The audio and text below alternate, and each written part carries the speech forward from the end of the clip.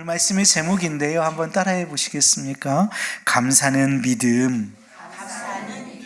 네, 감사는 믿음이다라는 제목을 가지고 오늘 말씀을 나누고자 합니다. 여러분, 우리가 자주 묵상하는 성령의 열매 아시죠? 성령의 열매는 사사기 7장 2절 말씀 아니에요. 갈라디아서 5장 말씀인데요. 5장 22절 말씀, 23절 말씀에 이렇게 기록하고 있거든요. 오직 성령의 열매는 다 같이 시작. 사랑과 희락과 화평과 오래 참음과 자비와 양성과 충성과 온유와 절제니 이 같은 것을 금지할 법이 없느니라. 여러분, 이 성령의 열매가 우리의 삶의 열매로 주렁주렁 맺어지시기를 주님의 이름으로 축복합니다. 근데 놀랍게도요, 우리가 기억해야 할 것은, 오늘 제가 이 말씀을 가지고 온 배경에는 있을 법한데 없는 것이 있단 말이에요. 이 성령의 열매에 감사가 들어있지 않습니다. 있을 법하지 않습니까? 열매로서, 성령의 열매로서 감사가 있을 법한데 주께서 우리에게 주시는 성령의 열매의 목록 중에 감사가 이 안에 포함되어 있지 않다라는 것입니다. 여러분, 우리 마태복음 5장 하면 딱 튀어나오는 것이 있죠. 산상수훈, 그 중에서도 팔복에 관한 말씀이 있습니다. 제가 길게 써놨는데, 심령이 가난한 자는 복이 있나니 천국에 그들이 거하시며, 애통하는 자, 온유한 자, 의에 줄이고 목마른 자, 긍휼히 여기는 자, 마음이 청결한 자, 화평케 하는 자, 의를 위하여 박해를 받는 자, 복이 있나니, 여러분, 이 복이 저와 여러분이 누려 가져야 할 복인 줄로 믿습니다. 그런데 이 복 중에서도 감사가 들어있지를 않습니다. 심령이 가난한 자는, 그 다음에 감사를 선택하는 자는, 혹은 감사하는 자는 복이 있나니, 이렇게 나올 법하잖아요. 그런데 감사가 이 팔복에도 들어있지가 않습니다. 왜 그럴까요? 들어있을 법한데 왜 안 들어있을까 생각해 본다면, 감사는 이렇게 성숙한 사람들이 가져야 하는, 신앙에 추구해야 할 복이거나 우리가 신앙의 열매로서 맺어내야 할 열매가 아니라, 그래서 어떤 특별한 사람들만의 덕목이 아니라, 이것은, 우리 감사는 우리 믿는 믿음의 사람들의 가장 기본적인 믿음의 표현이기 때문인 줄로 믿습니다. 그래서 감사를 따로 이런 목록 속에 들어있지가 않은 거예요. 마치 이런 것입니다. 어린애 아이에게는 무엇을 받으면 고맙습니다 혹은 감사합니다 라는 법을 가르치죠. 인사해야 한다고 가르칩니다. 하지만 성인에게는 그것을 따로 가르치지 않지요. 왜 그렇습니까? 당연한 것이기 때문에 그렇습니다. 이 당연한 거니까 안 가르치는 거예요. 요즘은 당연한 게 아닌 시대라, 당연한 것을 가르쳐야 하는 시대를 우리가 살아가지만, 여러분, 무언가를 고맙게 받았어요. 무언가를 이렇게 얻었어요. 그러면 당연히 우리는 뭐라고 얘기해야 하죠? 감사합니다, 고맙습니다.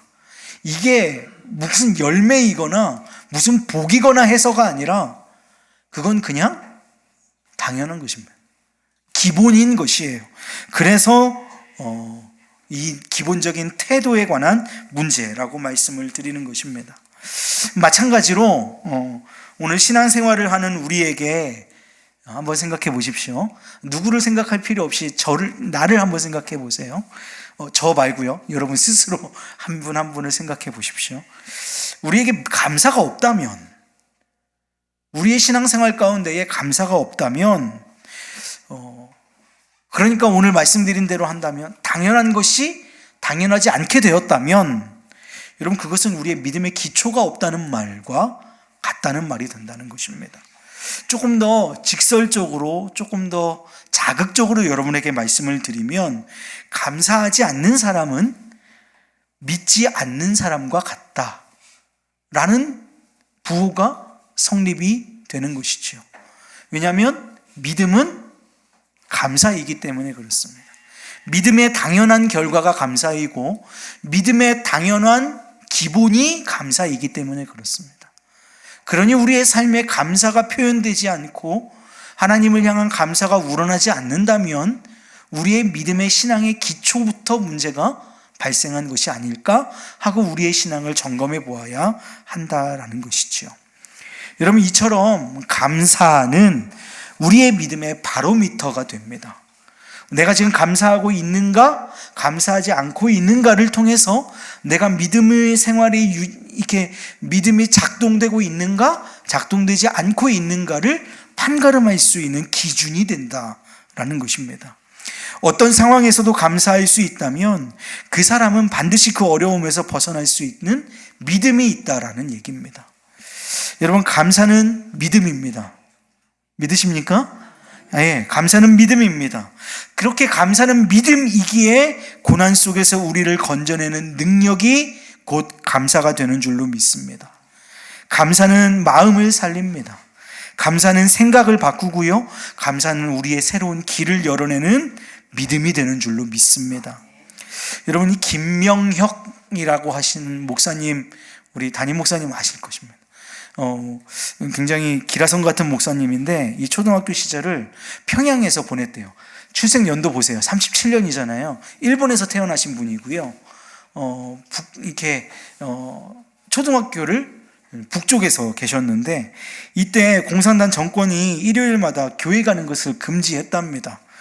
그래서 이 목사님은 그런데도 불구하고 주일마다 교회로 가서 예배를 드리고 하루 종일 그곳에 머물렀대요. 다음 날이면 학교에서 정학을 당하고 꾸중을 들어도 그래도 교회를 갔답니다. 대단한, 어렸을 때부터 대단한 믿음의 어른이지요. 결국 그는 신앙을 지키기 위해 부모님과 떨어져서 홀로 탈북하기로 결단을 합니다. 그러나 탈북 도중에 이 인민군에게 발각이 되고 말았어요. 그래서 인민군이 손들어 멈춰 하는데 이 목사님이 멈췄을까요? 멈추지 않았답니다. 목숨을 걸고 남쪽을 향해서 달렸답니다. 그리고 얼굴까지 차오르는 강물을 건너서 탈북에 성공했고 홀로 남한에 정착해서 어렵게 공부하시고 유학까지 다녀오신 후에 아주 우리 정말 유명한 우리 한국교회 역사에서 빼놓을 수 없는 목사님이 되셨습니다. 여러분, 이 목사님의 삶을 바꾸는 순간순간마다 일어났던 이 목사님의 결단들이 있었습니다. 신앙을 지키겠다고 결정한 순간이 있었을 거예요. 너 이거 교회 한 번 더 가면 정학당해 라고 했음에도 불구하고 교회에 가는 결단이 있었을 겁니다. 그 교회에 빨리 그냥 가서 눈두적만 찍고 돌아올 수 있었음에도 그 교회에 하루 종일 있을 것이라고 하는 결단도 있었을 것입니다. 그리고 교회를 떠나지 않겠다고 결정한 순간일 뿐만 아니라 더 이상 이렇게 해서는 이 땅에서 예수를 못 믿겠다 하고 그 북을 떠나 남쪽으로 내려오기로 결단한 순간, 뒤에서 손들어 더 움직이면 쏜다 했음에도 불구하고 멈추지 않았던 그 순간의 결단들이 이 목사님의 삶을 바꾼 것이죠. 무슨 말씀을 드리고 싶으냐? 여러분, 우리의 삶은 우리의 결정들의 집합체이고 우리의 삶의 결단의 순간순간들이 우리의 삶의 변곡점이 되어진다라는 말씀을 드리고 싶다는 것입니다. 여러분, 은혜로 우리는 북해에서 태어나지 않고 이렇게 예수 믿기에 참 좋은 이 땅 가운데에 살고 있는데 우리는 탈북과 같은 결단의 시간은 우리 삶에 찾아오지 않을지라도 우리가 감사로 한번 살아보겠다, 내 삶을 감사로 살아보겠다라고 하는 결단의 순간은 맞이할 수 있다라는 것입니다. 그 순간 우리가 우리의 삶을 감사로 점철시켜 나가보겠다, 내 순간의 변곡점들마다 그 모든 순간을 감사로 채워내겠다라고 하는 그 순간들이 우리의 삶을 변화시키는 능력이 된다라는 것을 오늘 말씀드리고 싶은 것이지요. 여러분, 결단했다면 우리가 그렇게 감사로 살겠습니다. 왜요? 감사는 믿음이니까. 믿음은 우리의 삶을 변화시키는 능력이 있으니까. 그러니까 나는 감사로 살겠다라고 우리가 결단했다면 여러분 놀랍게도 결단만으로 우리의 인생이 사라지던가요? 우리가 얼마나 마음이 약하고 의지가 약하면 작심삼일, 여러분 생각해 보면 작심삼일 대단한 겁니다. 3일간 여러분들 무슨 일을 해본 적이 있으십니까? 쉽지 않습니다. 3일이라도 무슨 일을 유지한다는 거 정말 쉽지 않습니다. 하루하루 아침과 점심이 다른 것이 우리의 마음과 생각입니다. 그런데 그렇게 결단했다면 또한 그 삶을 바라보는 시선을 감사로 바꾸어내는 훈련이 필요합니다. 결단했어. 난 이제 이렇게 살 거야. 그렇게 사라집니까?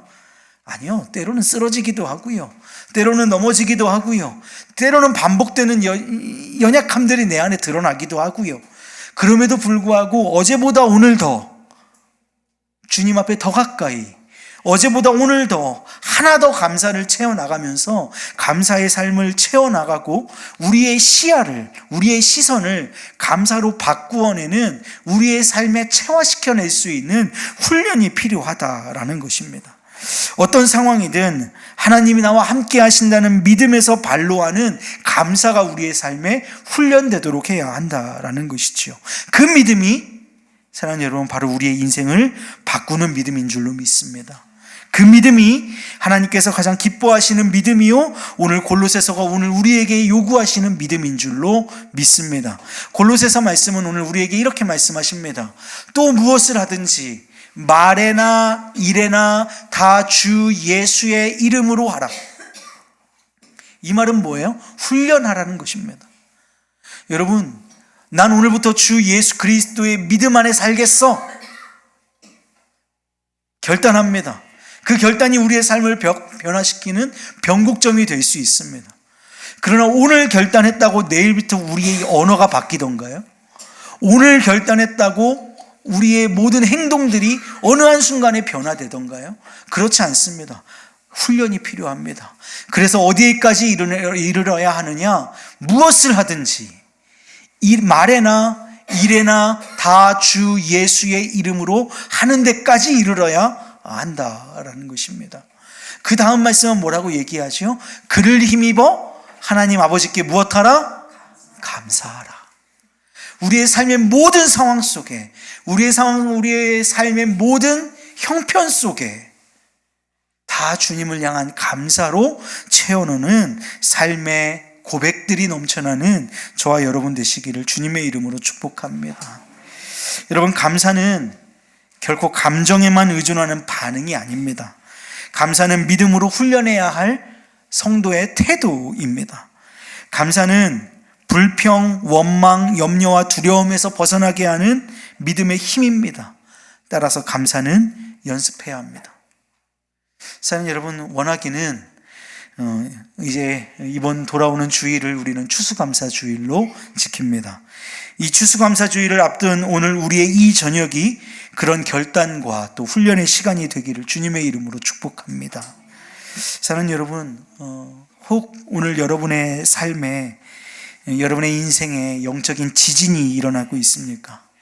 때로는 우리의 마음은 무너졌고 우리의 상황은 흔들리고 있고 우리의 현실은 답답한 그런 불평과 염려가 우리의 마음에 머무르게 되는 그런 상황 속에 계십니까?